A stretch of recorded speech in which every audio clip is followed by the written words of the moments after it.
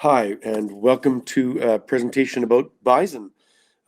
We are O Canada Bison, and basically what our company's doing is creating a new direction for bison retail and regenerative ag.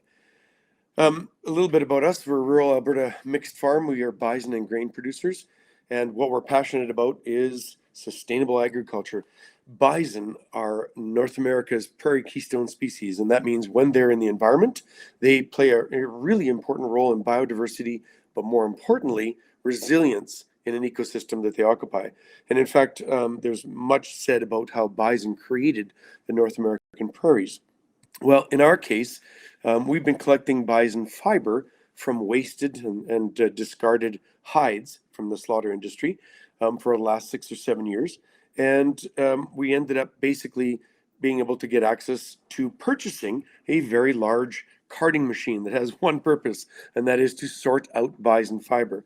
The reason you need to sort out bison fiber is if you go back and think about bison themselves and their hair, what it is there's coarse hair and fine hair. What this machine allows us to do is sort out the very, very fine, long hairs, equivalent to cashmere kind of fineness, and allows us to use them for spinning.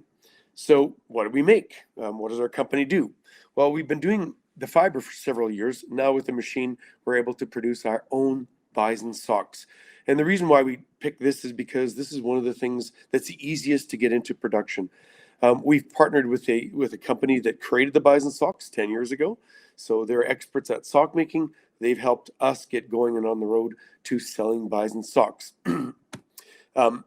What do bison socks do that are different than other ones? Well, number one, they're 10 times more insulating, 3 times warmer, and they're moisture wicking, odor resistant. So they're really high-end sock. Our Trekker sock, for example, is 50% bison, 50% merino. The design is reinforced heels and toes, and basically only natural fibers touch your skin. And our products range from about $45 to $70. This is our first round of products. As time goes on, we'll introduce more products, such as other kinds of socks, neck warmers, balaclavas, and in fact, eventually, jackets. So yeah, I mean, we've got a lot of opportunities coming forward. Recently, we even got a hold of a batting machine, so we can use our stuff for making batting, which allows us to make duvets and other things. So we're well on the way to making or producing stuff, which is sort of what farmers do. What's our goals?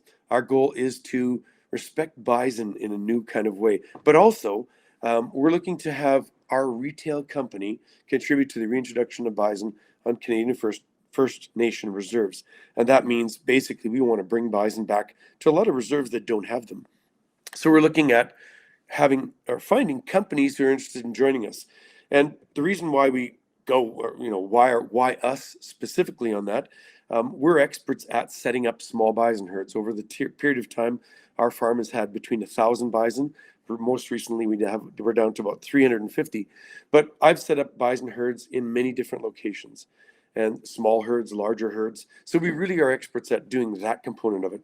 What we're looking to do is collaborate with a few companies where they make a purchase commitment of $50,000 in each of 3 years to support the purchase of a purebred bison cow. And what does that cow do? Well, obviously that's where we set it up in a bison herd. So what's the return for companies? Active participation in meaningful reconciliation efforts that result in bison herd development, which is good for biodiversity and agriculture, regenerative ag, and education opportunities. Many of the First Nations that we come across actually don't have access to animals, and they're looking for ways to engage their youth with the historical things that the First Nations did with animals, and that is obviously to hunt them. Your yearly contribution, if you're a company that participates with us, pays for the addition of a bison cow, and what we do is contribute the expertise and a bison bull. So perhaps you'll be a company that joins us in our look to increase the potential for First Nations to have their own bison herds on their own reserves, bringing back more biodiversity to our prairie environment. Thank you. Amazing. Thanks so much, Nathaniel. And I'll welcome the judges to come back up and ask their questions. Thank you so much. That was such a cool concept. Really appreciate that presentation. And I'm curious about the decision, and if you've looked at the economics, to contemplate whether or not producing the products yourself or selling the raw materials into other organizations to produce their branded materials, particularly if it aligns with their stated ESG objectives. What was the decision on the approach there? You bet. So for the last 7 years, we did do that. And what happened was we used to actually send our fiber to where that machine was located in the US. The machine is $1 million machine. What happened was in 2021, that company in the US went bankrupt. So we had the opportunity to buy it. So, I mean, being familiar with farm equipment, our combines are worth a lot of money. We weren't adverse to doing something with that because we knew once we have that machine. So one of the challenges with selling the fiber is industry. I mean, while we've been approached by companies like Coach for raw product, we're not involved at the end of it in the profit sharing of what Coach sells that has Bison. And why we stayed away from that is why we are in Bison producing. Coach doesn't really care about Bison and or farming in Alberta per se. They're a corporation. So we choose to participate in a way that actually feeds back into our system because we're bison ranchers. We want more bison. The more bison, the better support for the land that we live on and that makes up part of Canada. So again, corporations are interesting. Patagonia, for example, is interested in stuff like that. That's great, but they're not Canadian for number one. And they certainly aren't concerned about the same things that we are.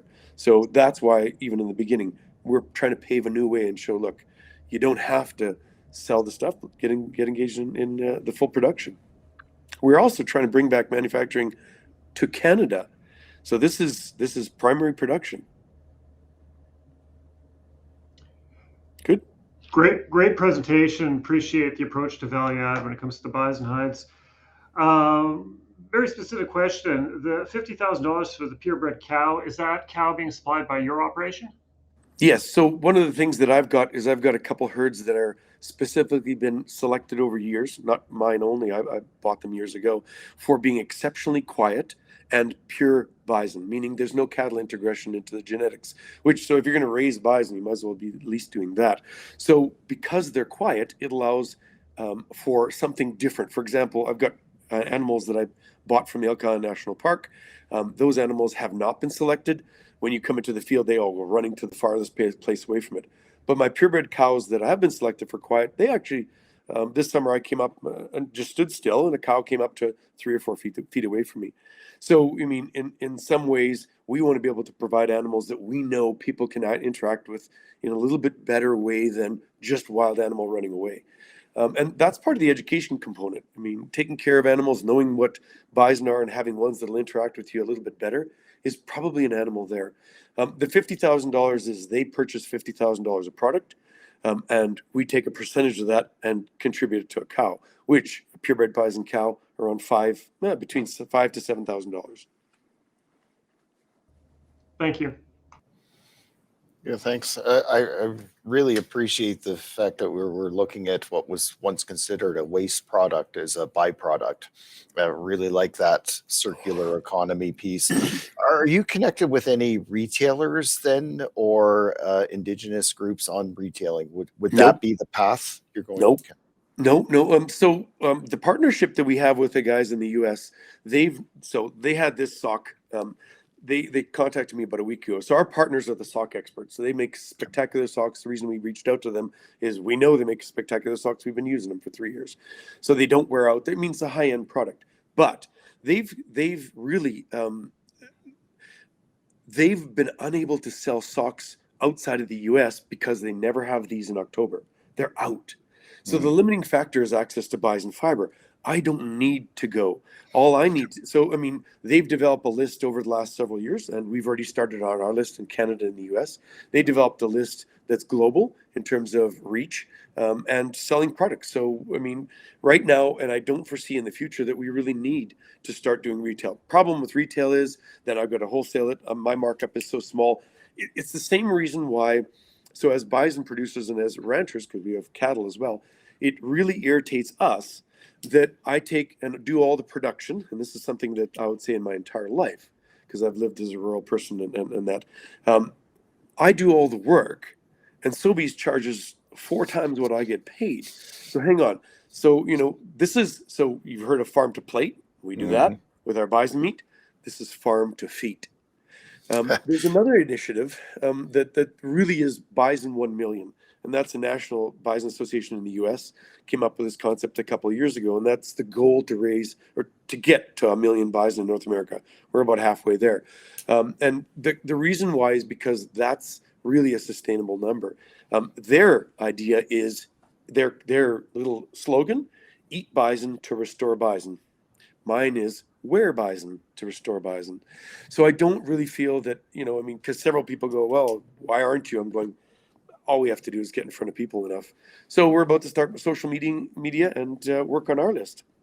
We've been doing events, going really good in the last 2 months.